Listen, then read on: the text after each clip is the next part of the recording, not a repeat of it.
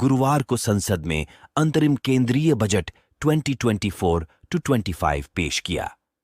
Budget के कुछ प्रमुख आकर्षण सामाजिक न्याय, गरीब कल्याण, देश का कल्याण, अन्नदाता का कल्याण और नारी शक्ति के लिए हैं।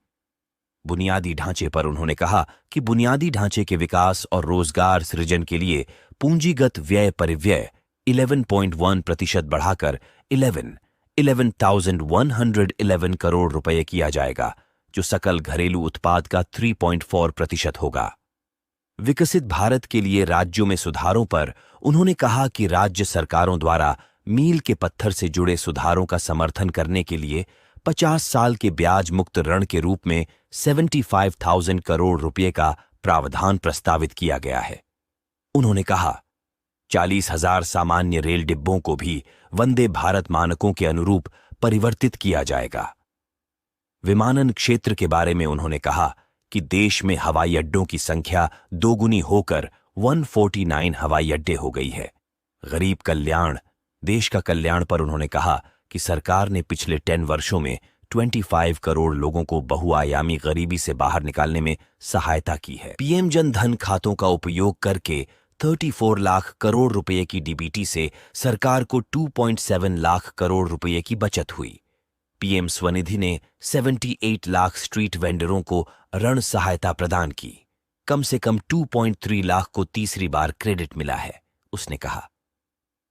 अन्नदाता के कल्याण पर उन्होंने कहा कि पीएम किसान सम्मान योजना ने 11.8 करोड़ किसानों को वित्तीय सहायता प्रदान की है।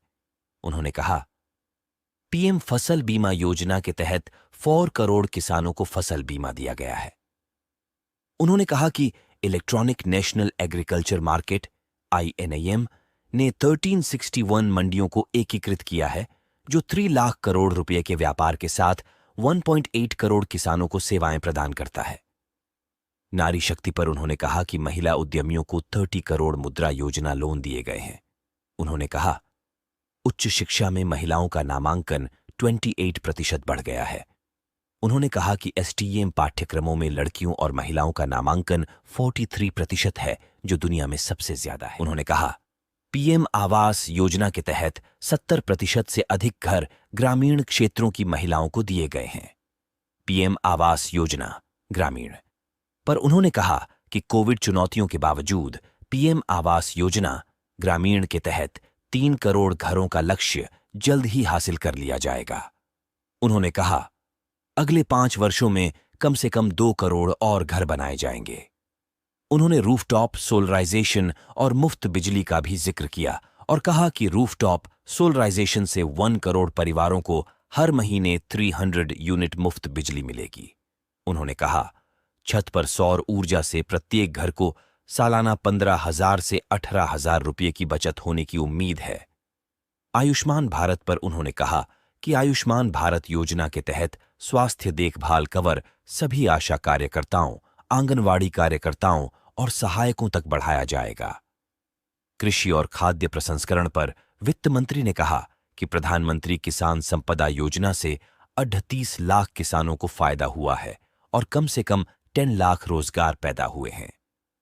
उन्होंने कहा, प्रधानमंत्री सूक्ष्म खाद्य प्रसंस्करण उद्यम योजना के औपचारिकीकरण ने 2,40,000 SHG और 60,000 व्यक्तियों को क्रेडिट लिंकेज से सहायता प्रदान की है। उन्होंने वृद्धि, रोजगार और विकास को गति देने के लिए अनुसंधान और नवाचार के बारे में कहा। दीर्घकालिक वित्त पोषण या लंबी अवधि और कम या शून्य ब्याज दरों के साथ पुनर्वित्त प्रदान करने के लिए 50 साल के ब्याज मुक्त ऋण के साथ 1 लाख करोड़ रुपए का एक कोष स्थापित किया जाएगा। ऐसे ही वीडियो देखने के लिए सब्सक्राइब करें। धन्यवाद।